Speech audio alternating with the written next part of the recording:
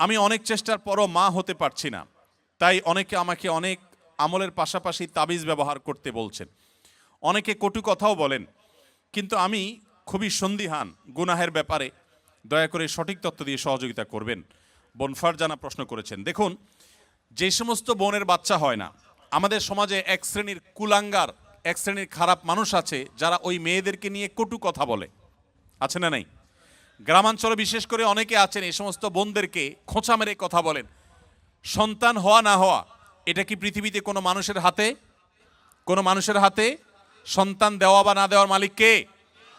আল্লাহ তাআলা কোরআনে কারিমে পরিষ্কারভাবে বলেছেন যে আল্লাহ রাব্বুল আলামিন ইয়াহাবু লিমান ইয়াশাউ ইনাসা ওয়া ইয়াহাবু লিমান ইয়াশাউ যুকুর আয়ুযাওয়িজুহুম যুকরান ওয়া ইনাসা। আল্লাহ তাআলা যাকে ইচ্ছা তাকে কন্যা দেন, তাকে যাকে ইচ্ছা তাকে ছেলে দেন। কাউকে আল্লাহ তাআলা দুইটাই দেন, কাউকে আল্লাহ কিছুই দেন না। এটা সম্পূর্ণ আল্লাহর ইখতিয়ার। অতএব এই কারণে যদি কোনো মেয়েকে বা কোনো ছেলেকে কেউ দোষারোপ করে, সে আল্লাহর কাছে কবিরা গুনাহে লিপ্ত আসামি। যদি সে মুখে দাঁড়িয়েও থাকে, সে যদি হাজী সাহেবও থাকে, সে যদি মসজিদের সভাপতি সেক্রেটারি হয়, সে যদি আলেম ইমাম সাহেবও হয়, তারপরে সে আল্লাহর কাছে অপরাধী এবং ক্রিমিনাল, বিকজ সে একজন নির্দোষ মানুষকে সে দোষ দেওয়ার চেষ্টা করেছে। এজন্য খবরদার, সন্তান হয় না, সব ছেলে হয় অথবা সব মেয়ে হয়, এজন্য মেয়েদেরকে অথবা ছেলেদেরকে কাউকে কোনো দোষ দেওয়া যাবে না। এটা সম্পূর্ণ আল্লাহর ফয়সালা। এর পাশাপাশি বোন যেটি জানতে চেয়েছেন যে সন্তান না হওয়ার জন্য আপনাকে বিভিন্ন আমলের কথা বলেন। বিভিন্ন আমল আপনি করতে পারেন। কোরআনে কারিমে বিভিন্ন আয়াত আছে, যে আয়াতগুলো আমল করার মাধ্যমে, পাঠ করার মাধ্যমে, সেগুলো পড়ে পানিতে ফু দিয়ে খাওয়ার মাধ্যমে বিভিন্নভাবে সন্তান আল্লাহ তাআলা দান করেছেন। বিশেষ করে আমি আপনাকে কোরআনের আমলের কথা বলতে চাই। আপনারা জানেন আল্লাহ নবী ইব্রাহিম আলাইহিস সালাম, তাকে আল্লাহ তাআলা বার্ধক্যে সন্তান দিয়েছেন, বৃদ্ধ বয়সে সন্তান দিয়েছেন। আল্লাহর আরেক নবী জাকারিয়া আলাইহিস সালামকে আল্লাহ তাআলা বৃদ্ধ বয়সে সন্তান দিয়েছেন, যে বয়সে সন্তানের আশাই তারা ছেড়ে দিয়েছিলেন, নিরাশ হয়ে গেছেন যে এই বয়সে সন্তান হবে না।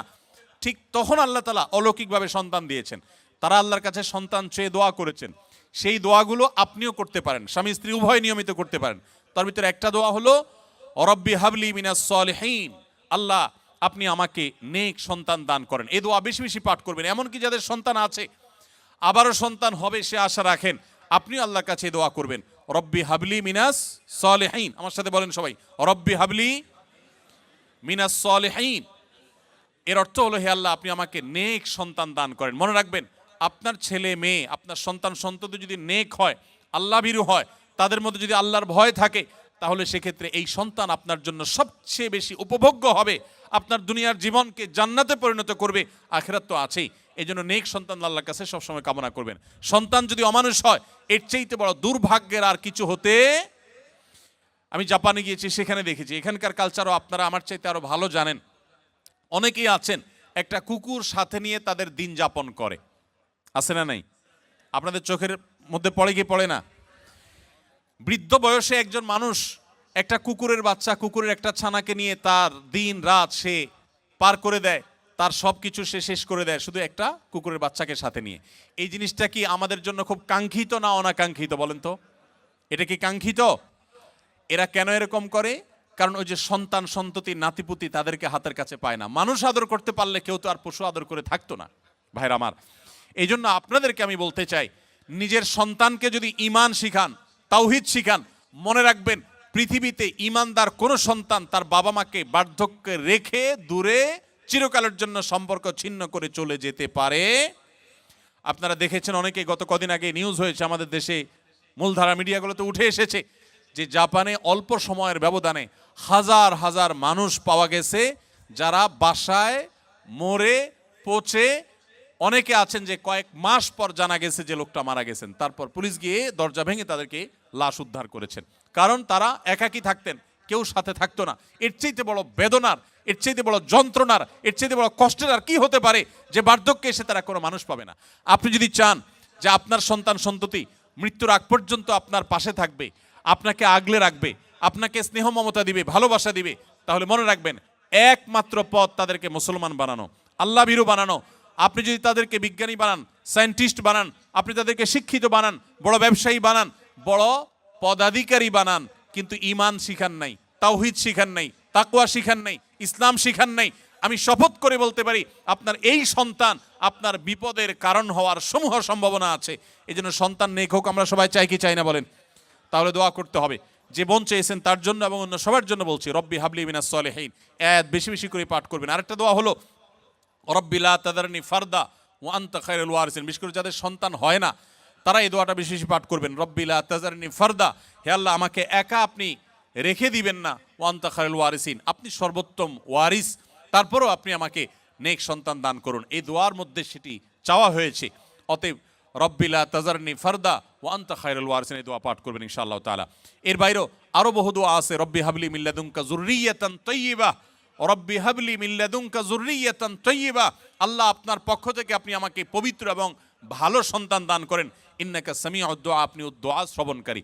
আমি আমার জীবনে বুঝজ্ঞান হয়েছে থেকে নিয়ে একটি দোয়া ছাড়ি নাই, রব্বানা হাবলানা মিন আজওয়াজিনা ওয়া যুররিয়াতিনা কুররাতা আয়ুন ওয়াজআলনা লিল মুত্তাকিনা ইমামা। সূরা ফুরকান আয়াত নম্বর 74, 74 আয়াত নম্বর।